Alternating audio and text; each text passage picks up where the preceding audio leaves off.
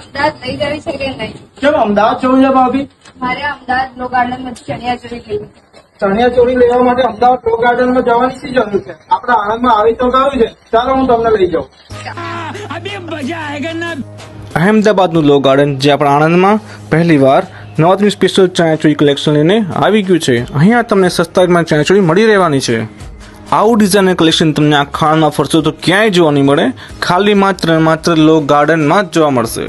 અને બીજું તો એ કે આ લો ગાર્ડન વાળે આખું આણંદ ગાંડું કર્યું છે. અહીં તમને ગમતો હોય એવો ઘેરવાળી ચણિયાચોળી મળી જશે. અને જો વેરાયટીની વાત કરીએ તો ગામઠી, અજરક, કચ્છી વર્ક, મિરર વર્ક, રગડાપટ્ટી, ગોટાપટ્ટી એવી અલગ અલગ વર્કમાં તમને ચણિયાચોળી મળી જવાની છે. અને જો પ્રાઇસની વાત કરીએ તો 1500 થી લઈને 3000 સુધીમાં તમને ચણિયાચોળી મળી રહેવાની છે. અને જો બ્લાઉઝની વાત કરીએ તો ડિઝાઇનર કલેક્શનમાં અલગ અલગ વેરાયટીમાં તમને બ્લાઉઝ અહીં મળી રહેવાના છે.